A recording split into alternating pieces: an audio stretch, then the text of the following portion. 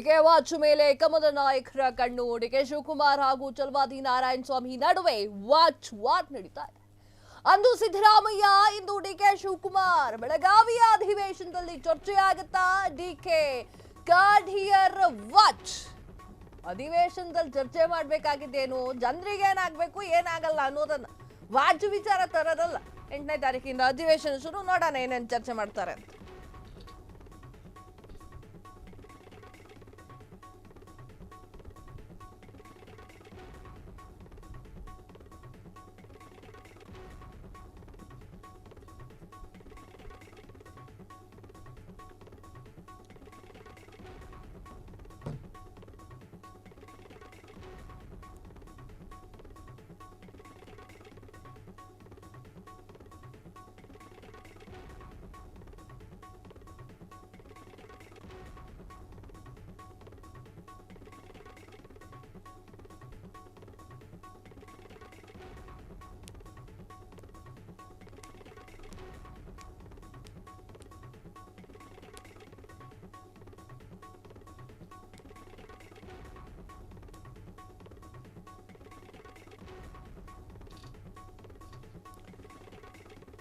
DK watch ಮೇಲೆ ಕಮಲ ನಾಯಕರ ಕಣ್ಣು. ಡಿಕೆ ಶಿವಕುಮಾರ್ ಹಾಗೂ ಚಲವಾದಿ ನಾರಾಯಣ ಸ್ವಾಮಿ ನಡುವೆ ವಾಚ್ ವಾರ್.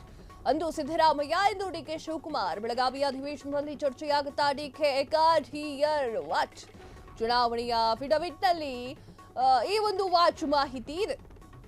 ಕಾಡಿಯರ್ ವಾಚ್ ಲೆಕ್ಕ ಮಾಹಿತಿ ಕೇಳಿರುವಂತಹ ಬಿಜೆಪಿಯ ನಾಯಕರು 43 ಲಕ್ಷ ಸರ್, ಅದಕ್ಕೆ 43 ಲಕ್ಷ ಕಾಡಿಯರ್ ವಾಚ್ ಬಗ್ಗೆ ಡಿಕೆ ಲೆಕ್ಕವನ್ನ ತೋರಿಸಿಲ್ಲ ಅನ್ನುವಂತಹ ಆರೋಪ ಕೇಳಿ ಬರ್ತಾ ಇದೆ. 2018-24 ಅಫಿಡವಿಟ್ ನಲ್ಲಿ ವಾಚ್ ಬಗ್ಗೆ ಮಾಹಿತಿ ಇಲ್ಲ. ಕೇವಲ ರಾಯಲ್ ಎಕ್ಸ್ ಮತ್ತು ಇನ್ನೊಂದು ವಾಚ್ ಇತ್ತಲ್ಲ, ಅದರ ಬಗ್ಗೆ ಮಾಹಿತಿ ಇದೆ. ಸಿಎಂ ಆಗುವ ಹೊತ್ತಿನಲ್ಲೇ ಎಡಪಟ್ಟು ಮಾಡ್ಕೊಂಡ್ರ ಡಿಕೆ.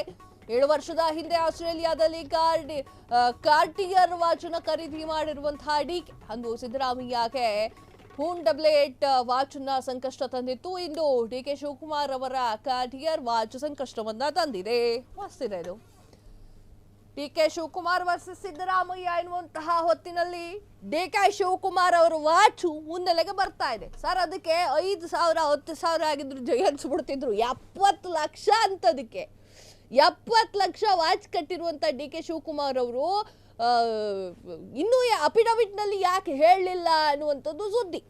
ಅಲ್ಲಿ ಲೆಕ್ಕ ಕೊಡ್ಬೇಕಲ್ವಾ. ಡಿಕೆ ಶಿವಕುಮಾರ್ ಅವ್ರಿಗೆ ಸಂಕಷ್ಟವೋ ಸಂಕಷ್ಟ. ಉಪಮುಖ್ಯಮಂತ್ರಿ ಡಿಕೆ ಶಿವಕುಮಾರ್ ಅವರು ಈಗ ಲೋಕಾಯುಕ್ತಕ್ಕೆ ನೀಡಿರುವಂತಹ ಕಾರ್ಟಿಯರ್ ವಾಚ್ ಮಾಹಿತಿಯನ್ನ ಹಿಂದೆ ಸಲ್ಲಿಸಿದಂತಹ ಅಫಿಡವಿಟ್ ನಲ್ಲಿ ಯಾಕೆ ಕೊಟ್ಟಿಲ್ಲ ಅಂತ ಹೇಳಿ ವಿಧಾನ ಪರಿಷತ್ನ ವಿಪಕ್ಷ ನಾಯಕ ಚಲವಾದಿ ನಾರಾಯಣ ಸ್ವಾಮಿ ಅವರು ಪ್ರಶ್ನೆ ಮಾಡಿದ್ದಾರೆ. ಒಳ್ಳೆ ಪ್ರಶ್ನೆ.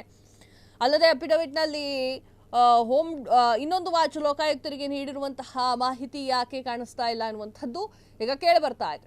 ಶುಕ್ರವಾರ ವಿಧಾನ ಸೌಧದಲ್ಲಿ ಸುದ್ದಿಗೋಷ್ಠಿಯನ್ನ ಮಾಡಿ ಮಾತಾಡಿದಂತಹ ಡಿಕೆ ಶಿವಕುಮಾರ್ ಅವರು ವಾಚುಗಳ ಬಗ್ಗೆ ದಾಖಲೆಯನ್ನ ಬಿಡುಗಡೆ ಮಾಡಿರುವ ಕುರಿತು ನನ್ನ ಹೇಳಿಕೆ ಶಿವಕುಮಾರ್ ಅವರ ಬೇಸರವಾಗಿದೆ, ನಾನೇನು ಮಾಡಲಾಗುವುದಿಲ್ಲ.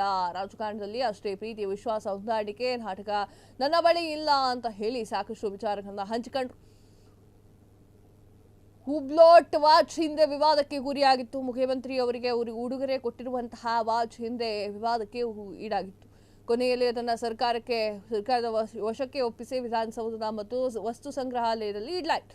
ಹೀಗಾಗಿ ಡಿಕೆ ಶಿವಕುಮಾರ್ ಅವರ ಅಫಿಡವಿಟ್ ತಿಳಿಸಿದ್ದಾಗ ಹೇಳಿರುವಂತಹ ಕಾರ್ಟಿಯರ್ ವಾಚ್ 2018ರಲ್ಲೂ ಇಲ್ಲ, 2023ರ ಅಫಿಡವಿಟ್ನಲ್ಲೂ ಕೂಡ ಇದು ಇಲ್ಲ.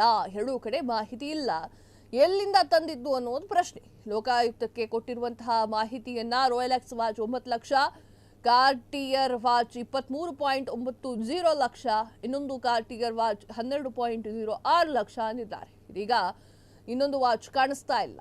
$8 ವಾಚ್ ಎಲ್ಲಿಗೆ ಹೋಗಿದೆ ಅಂತ ಹೇಳಿ ಪ್ರಶ್ನೆಯನ್ನ ಮಾಡಿರುವಂಥದ್ದು. ಉತ್ತರ ಕೊಟ್ಟಿಗಳಿ. ಕ್ಷಣ ಕ್ಷಣದ ಸುದ್ದಿಗಳಿಗಾಗಿ ಫ್ರೀಡಂ ಟಿವಿ ಸಬ್ಸ್ಕ್ರೈಬ್ ಮಾಡಿ, ಲೈಕ್ ಮಾಡಿ ಹಾಗೂ ಫಾಲೋ ಮಾಡಿ. ಹೊಸ ಸುದ್ದಿಗಳ ನೋಟಿಫಿಕೇಶನ್ಗಾಗಿ ಬೆಲ್ ಐಕಾನ್ ಮೇಲೆ ಕ್ಲಿಕ್ ಮಾಡಿ.